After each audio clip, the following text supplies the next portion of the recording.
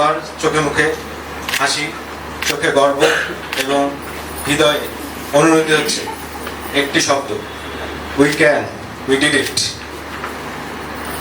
এটি সেই মুহূর্ত যখন একজন dream to be a doctor হয়ে ওঠেন রেজিস্টার্ড প্রাউড বিএমডিসি ডক্টর।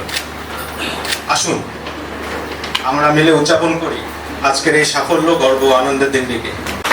আসসালামু আলাইকুম। আজকে আমি খুবই আনন্দিত যে সবাই আমার সামনে। কারণটা হচ্ছে আমরা যখন স্টেপ আপ টু বিএমডিসি শুরু করি, আমাদের একটা প্ল্যান ছিল যে আমরা এমন একটা প্ল্যাটফর্ম তৈরি করব যেখান থেকে খুব সহজ উপায়ে সবাই সুন্দর মতো আমাদের বিএমডিসি লাইসেন্স এক্সামটা সুন্দর মতো সম্পন্ন করতে পারবে।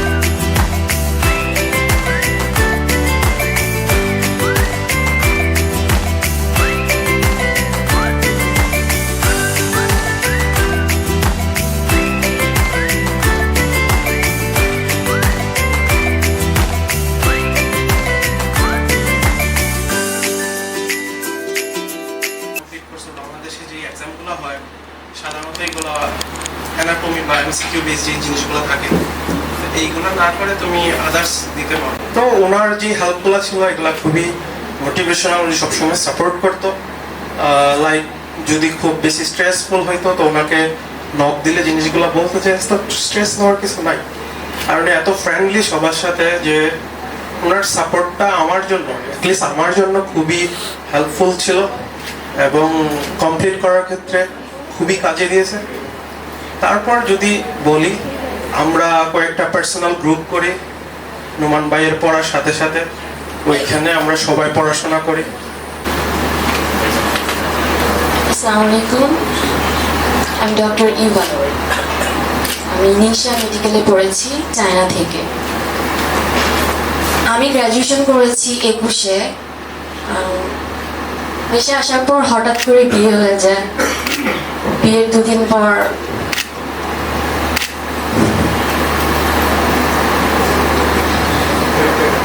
আব্বু অ্যাক্সিডেন্টে মারা যায়।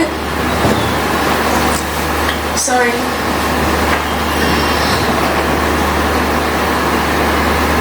22 থেকে এক্সাম দিচ্ছি, বাট কখনো পরে এক্সাম হলে যাওয়ার আর সুযোগ হয়নি।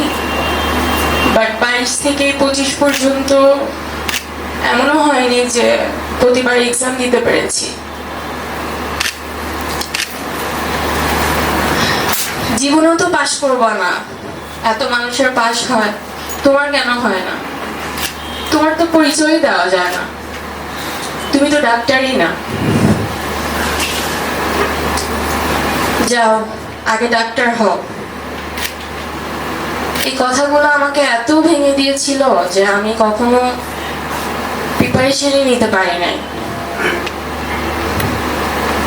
নেইবার, রিলেটিভস, আপনজন কেউ বাদ দেয়নি এগুলো বলতে। উপরে আল্লাহ আর নিচে নোমান ভাইয়া।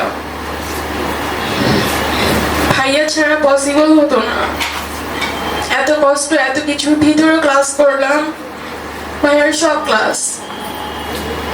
এত মজা যে মেডিসিন হতে পারে, এত ভালো সময় কাটলো ভাইয়ার ক্লাস নিয়ে। ক্লাস রেকর্ড থাকাটা অনেক হেল্পফুল ছিল আমার জন্য। পড়তে বসলে মনে হতো যে ভাইয়াকে নিয়ে। জার্নি শুরু করার আগে আমি ভাবতাম যে হয়তো বিএমডিসি এক্সাম অনেক কঠিন কিছু, কারণ আমরা যদি বিগত বছরগুলোতে দেখি যে পাসিং রেট যেটা আছে অনেক অনেক কম।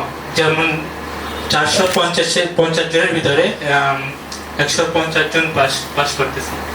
যে সবকিছু মানে খুবভাবে অর্গানাইজ করা, তারপরে হচ্ছে সবকিছু সুন্দরভাবে বোঝানো, এগুলো মানে নোমান ভাইকে অসংখ্য ধন্যবাদ।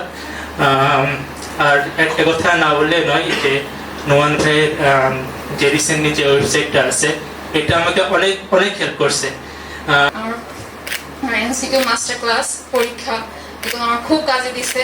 আমি ওনার যে ডিসক্রিপশনগুলো ছিল পরীক্ষা মানে প্রত্যেকটা কেন এই অ্যান্সারটা ফলস হচ্ছে ট্রু হচ্ছে ওগুলো আমি মানে টাইম নিয়ে পড়তাম। তারপরে লাস্টের দিকে মক টেস্টগুলো আমি ওগুলো হচ্ছে প্রথমের দিকে আমার টার্গেট ছিল আমার 70% মার্কস থাকতে হবে, বাট সাবজেক্ট ট্রেনিংগুলো দেখলাম 60% আসতেছে, তো আমি রিভিশনটা বাড়াই দিছি, পড়ার মানে স্পিডটা বাড়াই দিছি। তারপরে কি যে টপিকগুলোতে আমার ল্যাকিং ছিল ওগুলো আমি হচ্ছে আবার ক্লাসগুলো রিপিট করা শুরু করছি একটু ফাস্ট করে করে। তো যখন মক টেস্টগুলো দেওয়া শুরু করলাম লাস্টের দিকে দেখলাম যে আমার 70% প্লাস মার্কস আসতেছে, তো আমার মধ্যে একটা কনফিডেন্স আসছে যে না হয়তো আমার হয়ে যাবে এবার ফার্স্ট টাইমে। তখন আমি রিভিশনটা আর একটু বাড়িয়ে দিছি। দিন জাস্ট আমার হাজবেন্ড আসছিল, আমার মা বলতেছিল যে আগে খাবার দাও পরে ক্লাস করো, কিন্তু ওরকম করে করে আর ক্লাস করা হয়নি। ওই দিনই ভাই একদম গ্রুপে মেসেজ দিয়ে ফেলছে, সিফা তুমি আজকে ক্লাস করো নাই কেন? এই তো এই একটা ডিটারমাইন। আর একদিন মানে 1 বছর বলতে গেলে আমি হয়তো 2টা কি 3টা ক্লাস মিস দিছি।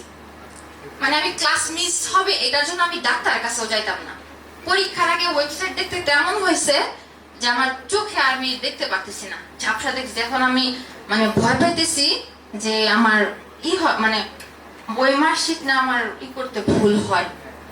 পরে যাই হোক আমি তারপরও ডাক্তারের কাছে যাইনি যে আমার সময় লস হবে। পরে যাই হোক আর আমরা গ্রুপ স্টাডি করতাম, এর তো কোনো বিকল্পই নাই। নোমান ভাইয়া না থাকলে এই জার্নিটা হয়তো এতটা সহজ হতো না। নোমান ভাইয়াকে যখন আমি ডিপ্রেসড হইতাম তখন মেসেজ করতাম, ভাইয়া সবসময় বলতো পরীক্ষা দাও। ভাইয়ার মাস্টার ক্লাস সেটা খুবই খুবই ইম্পর্টেন্ট, ভাইয়ার লাইভ ক্লাস, ভাইয়ার সাপোর্ট না থাকলে এটা সম্ভব হতো না। তারপরে আমি কৃতজ্ঞতা জানাই আমার হাজবেন্ড ডক্টর মাজহারুল ইসলাম। উনি আমার অসুস্থতার শুরু থেকে পরীক্ষা পর্যন্ত আমাকে মানসিক সাপোর্ট, আমার পাশে থাকা, আমাকে বলেছেন না সমস্যা নাই তুমি চেষ্টা করো। আমার পরিবার সবাইকেই জানাই আন্তরিক কৃতজ্ঞতা।